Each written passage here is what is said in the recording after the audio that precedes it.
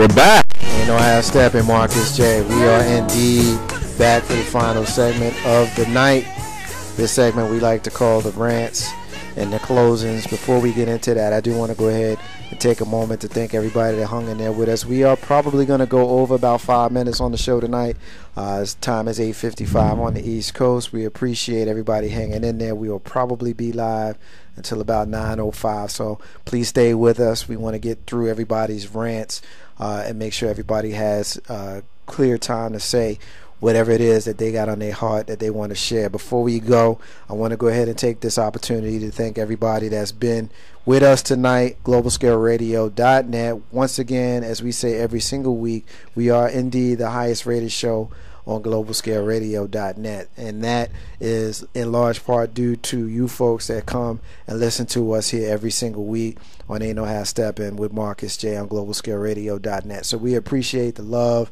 We got a lot of love. A lot of people were listening to us, to me in Jersey City, New Jersey, and I know that y'all listening, and I appreciate that. We got a lot of people that's supporting Jay Grizzy Green and Big Rube and Carlton Banks here in the Richmond, Virginia area, and we appreciate that. I know we got some family and some people that's listening to us in Ohio and the entire Mid-Atlantic as well as in College Park in Atlanta, Georgia, Marietta, and Smyrna. So we appreciate it. We see y'all out there, and we appreciate the time that you take in your evening to give us some love. So without any further ado, we are going to begin the rants as we do every single week.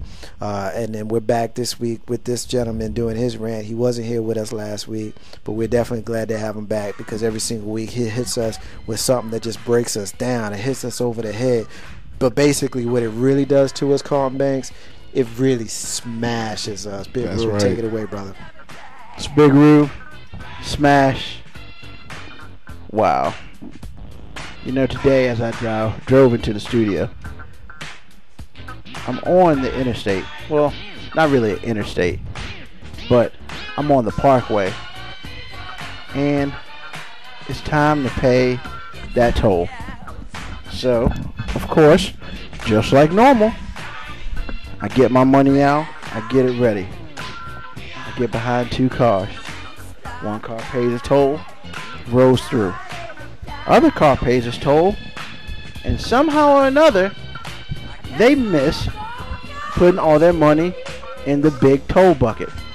Now, just to give you an idea how big this toll bucket is, it's as big as your window, and if you actually reached your arm out, you could drop it in.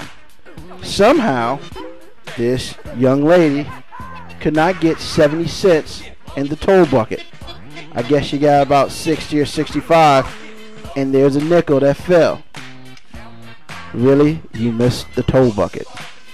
Okay. What does that say about your athletic skills? Not much. What does that say about your ability to throw anything anywhere? Not much. The sad part about it was, all the person had to do was open their door, pick up the nickel, and put in the toll bucket. No, they chose not to do that. We had to wait for about 30 seconds as an attendant walked over, picked up the nickel that was right in front of their door, and put it in the toll bucket so she can go through. Now, I'm lazy. I'm Big Rube, and I'm sometimes be big lazy. But really, you couldn't open up your car door to pick up a nickel that you could have reached and put in a toll bucket. So I had to sit there for another 2 minutes while there are 4 other cars behind me. You know, intelligence says if you're going to go to a toll and you have the money, you have it in your hand, and drop it in there. It's not rocket science, and you don't have to go take a class in phys ed to do it. People, really? Please make sure you got your toll money ready. And number 2, if you can't throw it in there, then simply reach over and drop it. We're not asking you to do some severe labor. We're just asking you to just do your due diligence and not have to make the toll person walk all the way over from 4 bins over to come and pick up your nickel that's right in front of your car that you could have opened up the door for. I don't know if that's more stupid, lazy, or just incompetent. All of the above. This is Big Roo. This is Smash. And please, make sure you get your toll money ready. Yes, sir. You know what's funny? You know what's real funny? You feel like cutting his mic off? Nah. Stop hating. I don't get into what y'all rant about. Y'all rant about whatever y'all want to rant about. Sometimes it's funny. Sometimes it's poignant, and sometimes, I got a good one. Y'all be crazy as hell. But one of our longtime listeners in Jersey City just said that Big Rube sound like a young Bill Cosby.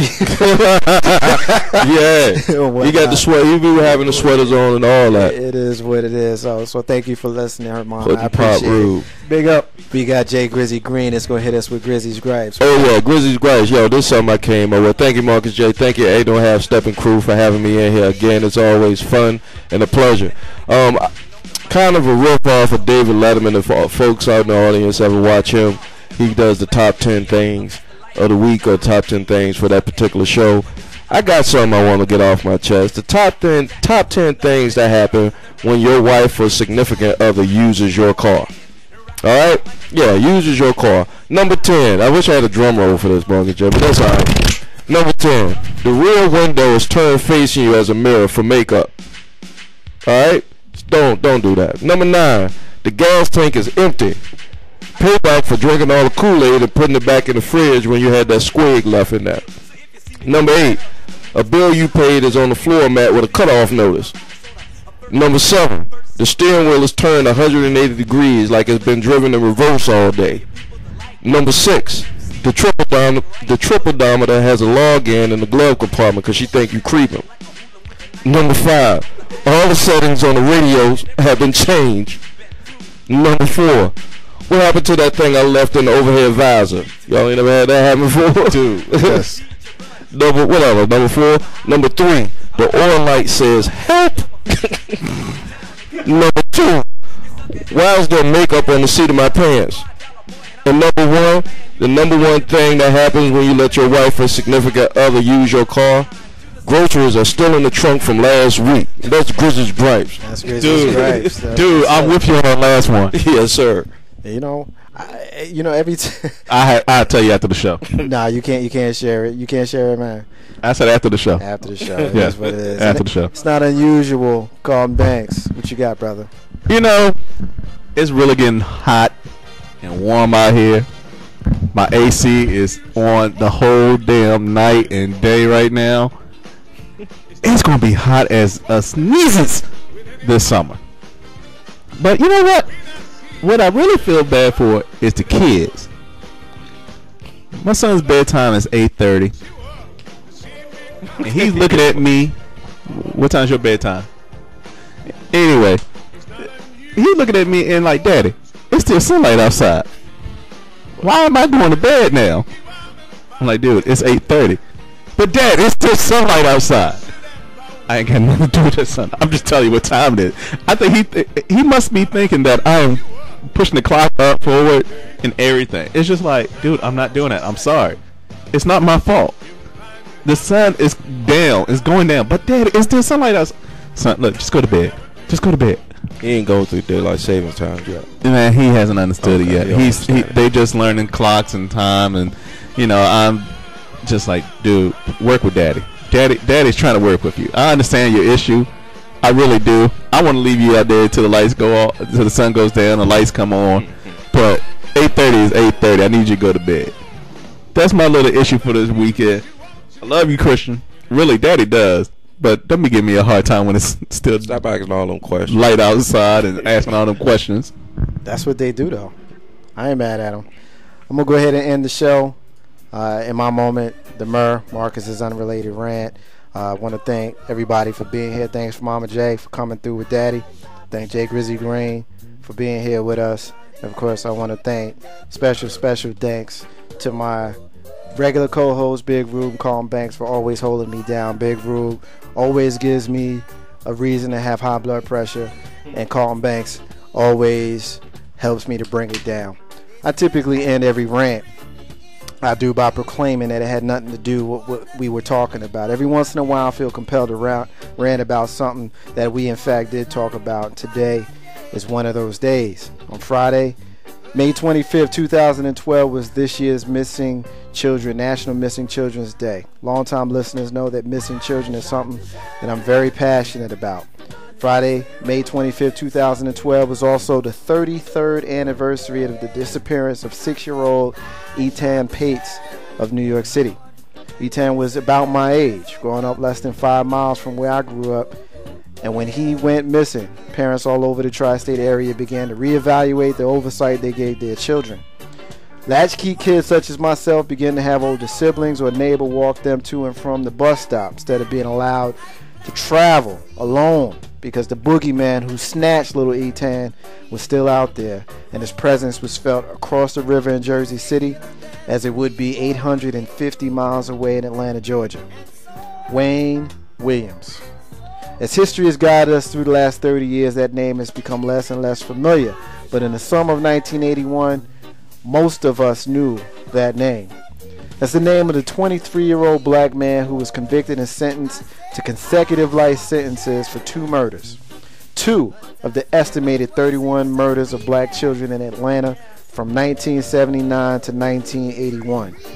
The Atlanta child murders gripped the nation because for 2 years, little black girls and little black boys began disappearing off the streets of Atlanta, only to be found murdered in swamps and woods and dumpsters, and some either in broad daylight and in public.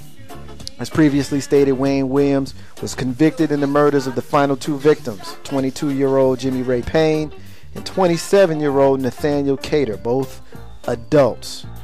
Although the killing stopped when Williams was arrested, he is suspected in at least half of the other murders, and those cases were closed and left unsolved. On July 27, 1981, a young mother let her 6-year-old son watch a small group of older boys play video games at a Sears store in Hollywood, Florida, while she walked a few aisles away to shop for a lamp.